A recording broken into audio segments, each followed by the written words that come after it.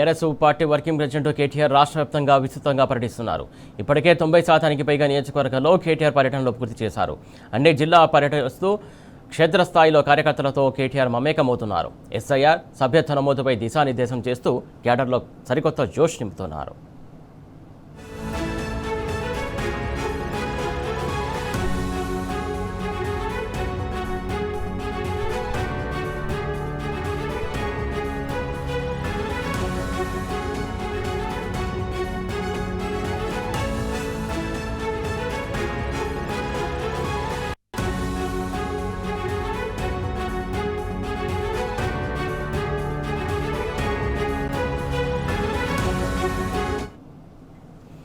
ఇవాళ రంగారెడ్డి జిల్లా మహేశ్వరం నియోజకవర్గంలో కేటీఆర్ పర్యటించనున్నారు. పిఎస్వై కన్వెన్షన్లో జరిగే బీఆర్ఎస్ జనరల్ బాడీ సమావేశానికి కేటీఆర్ ముఖ్య అతిథిగా హాజరు కానున్నారు. మాజీ మంత్రి సబితా ఇంద్రారెడ్డి నియోజకవర్గ ముఖ్య నాయకులు పాల్గొననున్నారు. ఎస్ఐఆర్ సభ్యత్వ నమోదుపై మహేశ్వరం పార్టీ శ్రేణులకు కేటీఆర్ దిశానిర్దేశం చేయనున్నారు.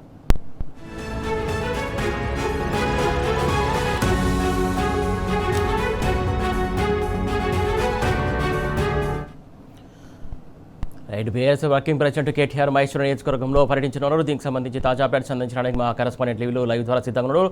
లేవు చెప్పండి కేటీఆర్, మరి ఇంకెంతసేపట్లో మహేశ్వరం నియోజకవర్గంలో పర్యటించనున్నారు? దీనికి సంబంధించి కేటీఆర్ టూర్కి సంబంధించి తాజా అప్డేట్స్ ఏంటి?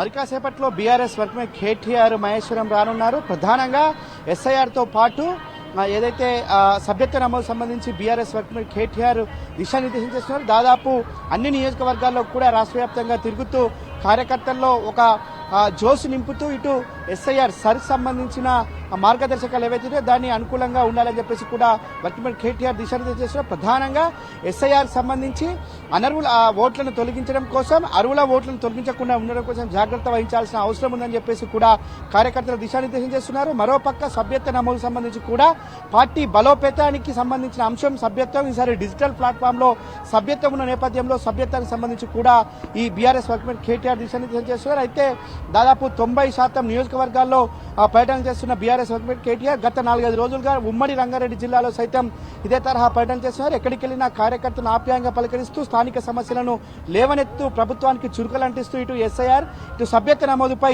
దిశానిర్దేశం చేస్తున్నారు. అయితే దీనికి బిఎల్ఏలకు సంబంధించి ఎలా జాగ్రత్తలు తీసుకోవాలి, బిఎల్ఏలు ఏ విధంగా ముందుకెళ్లాలి, దొంగ ఓట్ల ఏరివేతకు ఏ విధంగా చెప్పాల్సిన అవసరం ఉంది, ఇటు ఏదైతే మన ఓట్లు ఉన్న ఓట్లను తొలగిస్తే ఏ విధంగా మనం సంప్రదించాలి, బిఎల్ఓలతోటి ఏ విధంగా మమేకమై మనం ముందుకెళ్లాలి, ఇటు బిఎల్ఓలను ఎప్పటికప్పుడు మానిటరింగ్ చేస్తూ ఇటు ముందుకెళ్లాల్సిన తరుణంలో అనేక అంశాలను కూడా ఒక ప్రజెంటేషన్ రూపంలో బీఆర్ఎస్ వర్కింగ్ కేటీఆర్ దిశానిర్దేశం చేస్తున్నారు. అయితే మరి కాసేపట్లో ఇటు ఏదైతే మహేశ్వరం నియోజకవర్గానికి రానున్న నేపథ్యంలో ఇక్కడ అన్ని ఏర్పాట్లు పూర్తయినాయి. బీఆర్ఎస్ మాజీ మంత్రి డిప్యూటీ ఫ్లోర్ సబితా ఇంద్రారెడ్డి ఆధ్వర్యంలో ఇక్కడ ఏర్పాట్లు పూర్తయినాయి. చెప్పిన కేటీఆర్ ఎన్ని గంటలకు రానున్నారు, ఎలాంటి అంశాలపైన దిశానిర్దేశం చేయనున్నారు?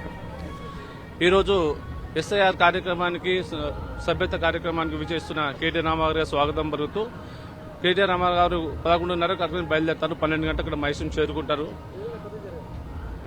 చేరుకుంటారు. సబితమ్మ గారు చేసిన అభివృద్ధి ఏవైతే ఉందో అవి ఉన్నాయి. ఈరోజు కాంగ్రెస్ పార్టీ పాలన ఎలా ఉంది చూసుకుంటూ పోతే మరి దరిద్రంగా నడుస్తుంది. వాళ్ళను బుద్ధి చెప్పే తరుణంలో ఈ కార్యక్రమాలు చేపట్టడం జరుగుతుంది.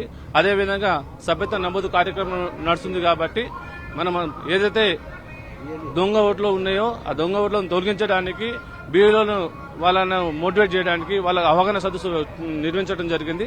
ఈ కార్యక్రమానికి సబితమ్మ గారి ఆధ్వర్యంలో కేటీ రామారావు గారు అధ్యక్షత చేస్తున్నారు. కాబట్టి ఈ కార్యక్రమం దిగ్విజయం చేయాలని మన అందరికీ పేరు పని మనవి చేస్తున్నాం. ధన్యవాదాలు. మీరు చెప్పనన్నా ఇవాళ అనేక సమస్యలు ఉన్నాయి. ప్రధానంగా మహేశ్వరం కాన్స్టిట్యున్సీ అంటే ఇవాళ ఫార్మసీకి సంబంధించిన అంశం ఉంది. ఈ అంశంలో ఇవాళ బీఆర్ఎస్ వర్కింగ్ కేటీఆర్ అన్న నేపథ్యంలో మీరు ఆ కార్యకర్తలు ఏమంటున్నారు, అసలు ఏం చెప్పబోతున్నారని ఊహించుకుంటున్నారు? ఏదైతే కాంగ్రెస్ పాలనలో ఏదైతే రైతులకు, కార్మికులకు, ఉద్యోగులకు,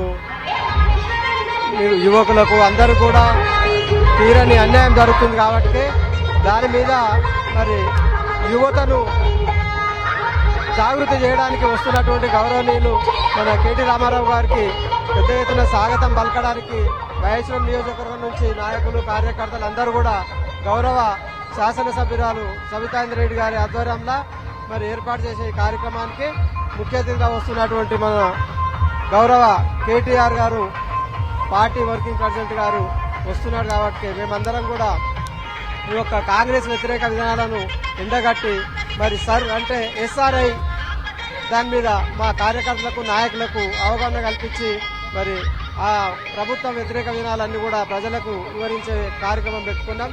దీన్ని అంచెలంచెలుగా ముందుకు తీసుకునే ప్రయత్నం చేస్తామని చెప్పి సందర్భంగా తెలియజేసుకుంటూ మరి టీ న్యూస్ వాళ్ళకు కూడా ప్రత్యేకంగా ధన్యవాదాలు తెలియజేస్తున్నాం. మీరు చెప్పండి, అనేక హామీలు ఇచ్చారు అధికారంలోకి వచ్చే ముందు. హామీలన్నీ కూడా ఇవాళ గాల్లో కలిసిపోయినాయి. ప్రధానంగా రైతాంగ సమస్యలు పెద్ద ఎత్తున ఉన్నాయి. ఇవాళ సాగునీటికి రైతులు ఒక పక్క ఇబ్బందులు పడుతుంటే మరోపక్క తాగునీటి కష్టాలు కూడా రోజు రోజు పెడుతున్నాయి. ఇప్పటికే ఎల్లిన ప్రభావంతో వర్షాభావ పరిస్థితి ఏర్పడింది. ఈ నేపథ్యంలో కాంగ్రెస్ ప్రభుత్వంపై అనేక రకాలుగా ఇవాళ ప్రజలు విసిగిపోయారు. ఈ నేపథ్యంలో మీరు ఏం చెప్తారు ఇలా మహేశ్వరం నియోజకవర్గానికి కేటీఆర్ అన్న నేపథ్యంలో? జై తెలంగాణ. మాట్లాడేది ఇప్పుడు మేడం గారు చేసిన అభివృద్ధి తప్ప మా మహేశ్వరం నియోజకవర్గంలో వేరేది ఏమీ లేదు. మేడం చేసిన అభివృద్ధి ఉంది. వాళ్ళు అన్ని కలిబొల్లి మాటలు చెప్తున్నారు. మేం చేసినామని చెప్పి కాంగ్రెస్ వాళ్ళు ఇతర పార్టీ వాళ్ళు చాలా చెప్పుకుంటా ఉన్నారు. ఎవరు కూడా ఏం చేసింది లేదు. తట్టడు మన్ను కూడా తీసి వేసిన సందర్భము కాంగ్రెస్ పార్టీకి లేదు. మేడం గారు చేసిన అభివృద్ధే. వాళ్ళు కూడా చేస్తున్నటువంటి ప్రోగ్రాం ఏం చేస్తున్నారు కాంగ్రెస్ వాళ్ళంటే, మా ప్రభుత్వం ఉన్నప్పుడు, మా కేసీఆర్ గారి ప్రభుత్వం ఉన్నప్పుడు దాన్నే పేర్లు మార్చుకుంటా రకరకాలుగా పబ్లిక్లను హింసించుకుంటా, పబ్లిక్లను రకరకాలుగా మోసం చేసుకుంటా, పథకాలను మార్చుకుంటా, ఇది పెట్టి వాళ్ళని మోసం చేసి అన్యాయంగా వాళ్ళని బలి చేస్తున్నారు తప్ప వాళ్ళు చేసింది ఏం లేదు. ఏ బంధు లేదు. రైతు బంధు చేస్తామని రైతు బంధు లేదు. కేసీఆర్ కిట్లు లేవు. ఏది కేసీఆర్ గారు పెట్టినటువంటి పథకాలను వీళ్ళు ఏది అమలు చేయలేకపోతున్నారు. ప్రభుత్వంగా వీళ్ళంతా ఫెయిల్ అయ్యారు. కాబట్టి మేము ఒక బిఎల్ఓగా ఒక విషయం బూత్ కమిటీ కన్వీనర్గా నేను ఒక మాట మా మైసూర్ కాన్స్టిట్యూన్సీ ఏం చెప్తున్నా అంటే, మా దగ్గర మా కాన్స్టిట్యూన్సీలో ఉన్నటువంటి బూత్ కమిటీలు అందరూ మేము బిఎల్ఏ బూత్ కమిటీ కన్వీనర్లు అందరూ కలిసి ఈరోజు రాష్ట్ర ఆదేశాల మేరగా ఈ కార్యక్రమానికి వస్తున్నటువంటి కేటీఆర్ గారికి వాళ్ళందరికీ స్వాగతం పలుకుతూ, మేము దొంగ ఓట్లున్నా ఏ ఓట్లున్నా అందరికీ న్యాయం జరగాలని చెప్పి, అసలైన ఓటర్దారికి అన్యాయం జరగకుండా ఓటు ఉండాలని చెప్పి మేమందరం చేస్తున్నాం. ఇంచుమించు మా మండలంలో మా గ్రామంలో 70% దగ్గర మ్యాపింగ్ జరిగింది. ఆ మ్యాపింగ్లో 2 ఓట్లుంటే తీసేయమని చెప్పినాం.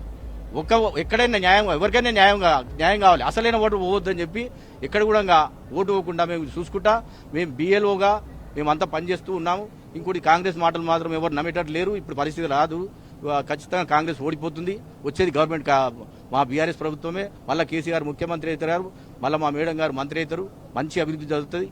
అంతే తప్ప ఇంకా వేరేది ఏం లేదు. మీరేమో రైతు బంధు ఎలా అంటారు, రైతు భరోసా ఎలా అంటారు. ఇప్పుడు మళ్ళా కూడా వేస్తారని చెప్పేసి నిన్నగాక మొన్న ప్రకటించారు.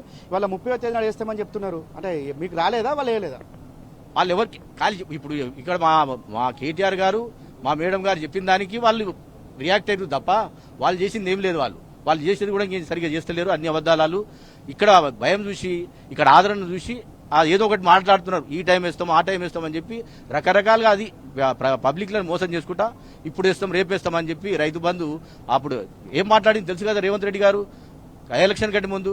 మేము అవలగలమా, మేము పాగలగలమా, రైతు బంధు మైదవుతుందా, ఎందుకేం మేము అన్నోటి. ఇప్పుడు అవలగాలు ఎవరో ఇప్పుడు అర్థమవుతూనే ఉంది. జనాలు చూస్తూనే ఉన్నారు. అందుకే పబ్లిక్ నిర్ణయించుకున్నారు. ఖచ్చితంగా బీఆర్ఎస్ ప్రభుత్వం వస్తుంది.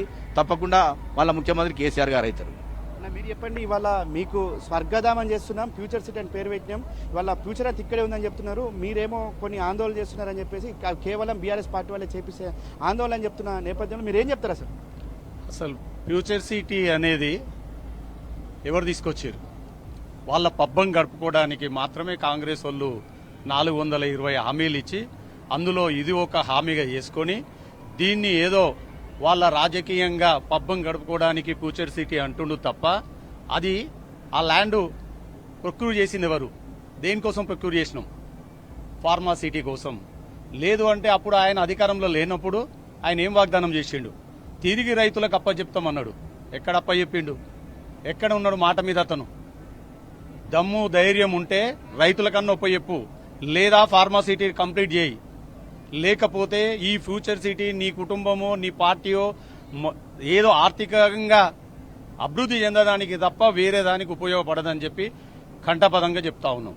అయితే ఎన్నికలకు ముందు అనేక హామీలు ఇచ్చారు. ప్రధానంగా మహేశ్వరం నియోజకవర్గానికి సంబంధించిన హామీ కూడా ఉంది. మీరు ఇవాళ ఇప్పుడు చెప్పినట్టు ఏదైతే ఫార్మాసిటీ కింద సేకరించిన భూమిని రైతులకు అప్పచెప్తామన్నారు.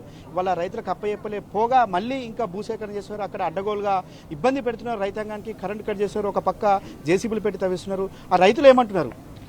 రైతులు చాలా ఇబ్బందుల పాలవుతున్నారు. ఎక్కడికి వెళ్ళి తెచ్చుకుంటున్నారా మొర్రో అని చెప్పి నానా రకాల ఇబ్బందులు పాలవుతారు. నేను బీఎస్సీఏ చైర్మన్ మహేశ్వరం.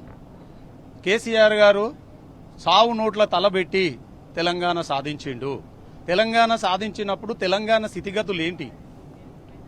కరెంటు లేదు, వాటర్ లేదు, సబ్సిడీ ఎరువులు లేవు, సబ్సిడీ విత్తనాలు లేవు. అన్నమో రామచంద్ర అని రైతులు బాధపడుతున్న తరుణంలో సావు నోట్ల తలబెట్టి తెలంగాణ సాధించినటువంటి మన తెలంగాణ బాపు గారు కష్టపడి ఆయనలో ఉన్న ఎంత మేధస్సో ఆయన మొత్తం పనంగా పెట్టి తెలంగాణకు ఏం చేస్తే నా రైతులు బాగుపడతారన్న ఉద్దేశంతో ఆయన ముందు రావడమే 24 గంటల కరెంట్ ఇవ్వడం జరిగింది. రైతుకు అక్కడ సంతోషం ఏర్పడ్డది. తర్వాత ఏం కావాలి? నీరు, కరెంట్ ఉంటే సరిపోదు కదా, వాటర్ కావాలి. వాటర్ కావాలంటే ఏం చేసిండు? మిషన్ కాకతీయ తీసుకొచ్చిండు. ముందు చెర్లకి వెళ్లి మట్టి తొలగించడం కార్యక్రమం పెట్టిండు. తర్వాత చెర్లు నిండాలంటే ఏం చేయాలి? కృష్ణా జలాలను మిషన్ భగీరథ ద్వారా చెరువులు నింపడం కార్యక్రమం మొదలుపెట్టిండు. అప్పుడు స్టోరేజ్ కూడా, గ్రౌండ్ లెవెల్ కూడా అంతా పెరగడం వల్ల అప్పుడు 500 నుంచి 1000 ఫీట్లు వేస్తే గానీ నీళ్లు రాని రోజులు. ఆ తర్వాత మిషన్ భగీరథ ద్వారా చెరువు నింపిన తర్వాత 200 లోపల ఇయ్యాల ఏ రైతు బోర్ చేసినా 200 నుంచి 250 లోపలనే నీళ్లు వస్తున్నాయి. రైతు సుభిక్షంగా అన్నపూర్ణగా తెలంగాణను తీర్చిదిద్దిండు. మనము ఇయ్యాల హర్యానానే గాని, పంజాబ్నే గాని, ఆంధ్రను మించిన ప్యాడీ పండిస్తున్నాం ఈరోజు. అది కేసీఆర్ పుణ్యం కాదా? మనకు కేసీఆర్ చేసిన అభివృద్ధి కదా. మళ్ళీ రైతు నోట్ల పెద్ద గుడిబండేసిన నెత్తిన మళ్ళీ కాంగ్రెస్ గవర్నమెంట్ రావడము, యథాస్థితికి మళ్లీ రావడము, కరెంటు లేకపోవడము, ఇవాళ ఫెర్టిలైజర్ లేకపోవడము, రైతు భరోసా లేకపోవడము, కళ్యాణ లక్ష్మి లేకపోవడము, దాంతోపాటు తులం బంగారం ఇస్తానన్నావు. ఇవన్నీ ఎక్కడ పోయినాయి? నీ 420 హామీలు 420 హామీలు 420గానే అయిపోయినవి. నువ్వు ఈ తెలంగాణను పాలించే అర్హత నీకు లేదు. తక్షణమే నువ్వు రాజీనామా చేసి వెళ్లిపోతే, మళ్లీ బై ఎలక్షన్ పెడితే మా దేవుడైనటువంటి కేసీఆర్ గారు వస్తే వాళ్ళ ఏదైతే మరి కాసేపట్లో ఎస్ఐఆర్ సంబంధించి సభ్యత్వ నమోదుకు పిఎస్వై గార్డెన్లో ఏర్పాటు చేసిన ముఖ్య కార్యకర్తల సమావేశానికి బీఆర్ఎస్ వర్గ కేటీఆర్ అని దీనికి సంబంధించి తుక్కుగూడ నుంచి నేరుగా ఇక్కడి వరకు భారీ బైక్ ర్యాలీతో ఇక్కడ చేరుకున్నారు. అనంతరం ఈ సభ్యత్వ కార్యక్రమం ప్రారంభం కానుంది. పలు కీలక అంశాలపైన కూడా వర్కింగ్ కేటీఆర్ దిశానిర్దేశం చేరున్నారు. సురేష్.